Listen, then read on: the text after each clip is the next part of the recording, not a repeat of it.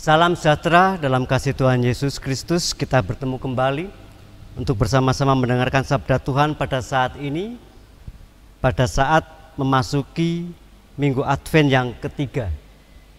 Saudara yang terkasih dalam Tuhan Yesus, sebelum kita bersama-sama mendengarkan sabda Tuhan, mari kita terlebih dahulu di dalam doa. Tuhan Allah Bapa kami yang bertata dalam kerajaan sorga yang mulia, kami mengucap syukur ya Allah untuk berkat karunia yang dapat kami rasakan di dalam perjalanan kehidupan kami hingga saat ini. Dan jikalau saat ini Tuhan Yesus, kami akan bersama-sama mendengarkan sabda-Mu, kiranya Tuhan buka hati, jiwa, dan pikiran kami Tuhan, mampukan kami untuk bisa membaca, untuk bisa mendengarkan, untuk bisa mengerti. Terlebih mampukan kami untuk bisa melakukan akan sabda-Mu di dalam kehidupan kami hari lepas hari. Kami serahkan ya Allah semuanya ini hanya ke dalam tangan-Mu Kristus Yesus, Juru Selamat kami yang hidup. Kami siap mendengarkan. Amin. Bapak Ibu yang terkasih dan anak-anak yang juga dikasihi oleh Tuhan Yesus, kita akan bersama-sama membaca untuk hari ini terambilkan dari kitab Yesaya 35 ayat 1-6 dan satu ayat tambahan dari ayat yang ke-10. Yesaya 35 ayat 1 sampai dengan 6 yang demikian. Lembaga Alkitab Indonesia memberikan judul Keselamatan bagi umat Tuhan. Padang gurun dan padang kering akan bergirang. Padang belantara akan bersorak-sorai dan berbunga. Seperti bunga mawar, ia akan berbunga lebat, akan bersorak-sorai, ya bersorak-sorai dan bersorak-sorai. Kemuliaan Libanon akan diberikan kepadanya, semarak Karmel dan Saron. Mereka itu akan melihat kemuliaan Tuhan, semarak Allah kita. Kuatkanlah tangan yang lemah lesu, dan teguhkanlah lutut yang goyah. Katakanlah kepada orang-orang yang tawar hati, kuatkanlah hati, janganlah takut. Lihatlah Allahmu akan datang dengan pembalasan, dan dengan ganjaran Allah Ia sendiri datang menyelamatkan kamu. Pada waktu itu mata orang-orang buta akan dicelikan, dan telinga orang-orang tuli akan dibuka.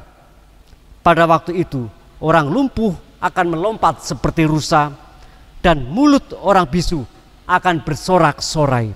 Sebab mata air memancar di padang gurun, dan sungai di padang belantara. Ayat yang ke-10. Dan orang-orang yang dibebaskan Tuhan akan pulang dan masuk ke Sion dengan bersorak-sorai. Sedang sukacita abadi meliputi mereka, kegirangan dan sukacita akan memenuhi mereka, kedukaan dan keluh kesah akan menjauh. Demikian firman Tuhan. Yang berbahagia adalah mereka yang telah mendengarkan sabda Tuhan, merenungkan dan terlebih melakukannya. Bapak Ibu dan juga anak-anak yang terkasih di dalam Tuhan Yesus, izinkan saya memberikan judul untuk perenungan kita pada Minggu Advent ketiga ini, sukacita dalam penantian. Bapak Ibu yang terkasih dan juga anak-anak, seperti minggu-minggu yang lalu dan bahkan pada saat ini, kita masih di dalam sebuah pergumulan kehidupan, harus berhadapan, harus merasakan, bahkan bergumul dalam sebuah konteks kehidupan bergereja yang sungguh-sungguh luar biasa. Pada masa-masa menjelang Natal ini, kita masih berhadapan dengan sebuah pandemi.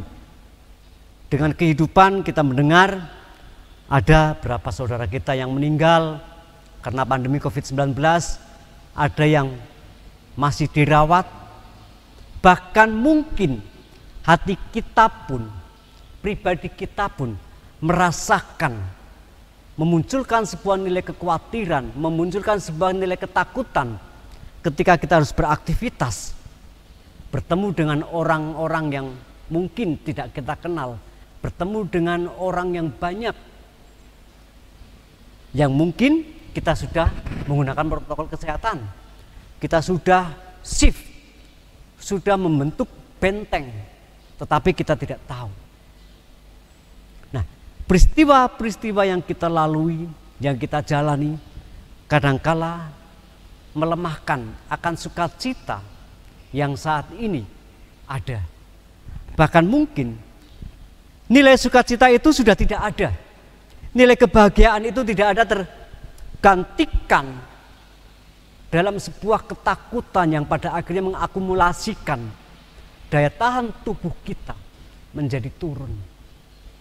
Bangsa Israel pada saat itu harus bergumul, berhadapan dengan bangsa-bangsa yang sangat-sangat keras, harus berhadapan dengan suku lain, bangsa lain yang tidak mengenal Tuhan, memungkinkan bangsa Israel bisa runtuh akan nilai keimanannya.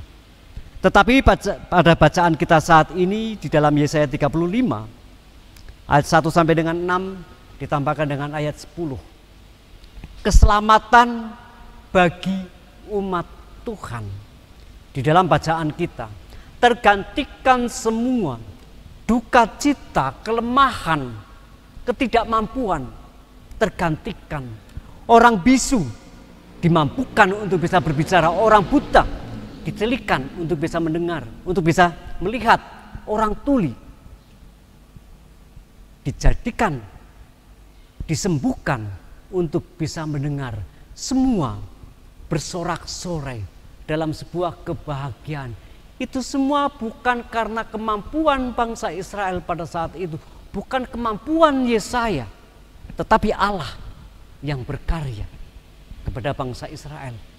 Dan saat ini Bapak Ibu serta anak-anak yang terkasih di dalam Tuhan Yesus, pada masa penantian diperhadapkan dengan segala pergumulan yang begitu kompleks yang tidak pernah dikira oleh kita. Saat kita akan merayakan Natal, saat ini kita menantikan perayaan Natal. Mungkin tidak seperti tahun-tahun yang lalu. Semarak persiapan Natal tidak ramai, tidak begitu glamor. Bahkan pemerintah meminta kepada seluruh umat Kristen di dalam merayakan Natal sesederhana mungkin, dan juga harus melakukan protokol kesehatan yang sangat ketat. Ini ada beberapa hal yang patut kita syukuri. Meskipun dalam suasana yang kurang membahagiakan, suasana yang penuh dengan kedukaan, suasana yang mungkin bisa menjadikan hati kita luntur, hilang semangat. Tetapi janji yang sudah dinubuatkan oleh para nabi pada perjanjian lama, bahwa akan datang seorang juru selamat,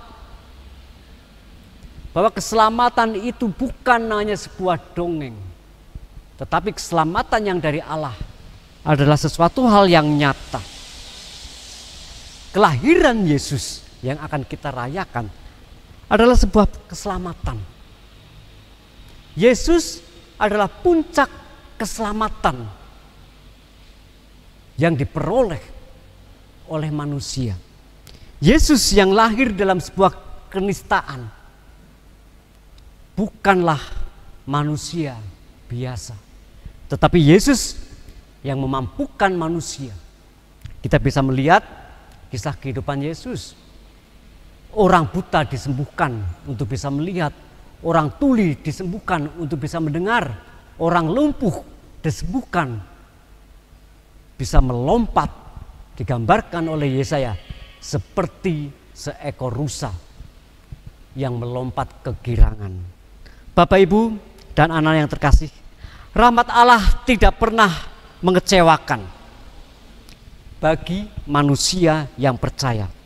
Namun justru manusia yang kecewa ketika menerima rahmat Allah akan terhiburkan.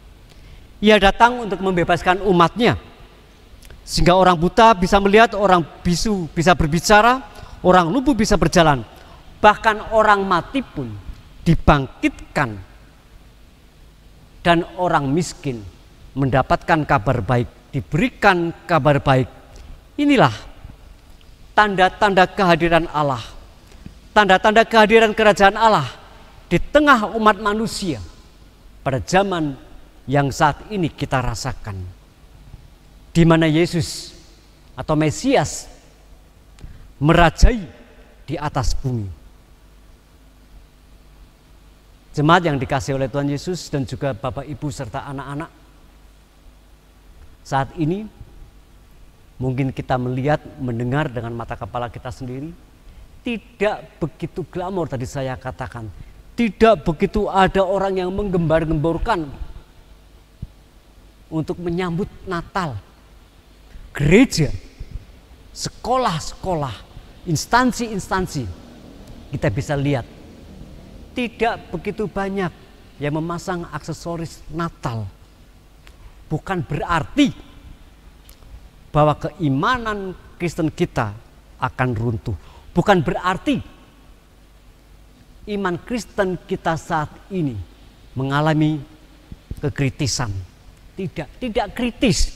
Tetapi justru kita dituntut untuk menjadi murid Allah, untuk menjadi murid Yesus yang percaya kepadanya. Yesus sudah hadir dalam kehidupan kita. Berbahagialah orang yang tidak menolak Allah.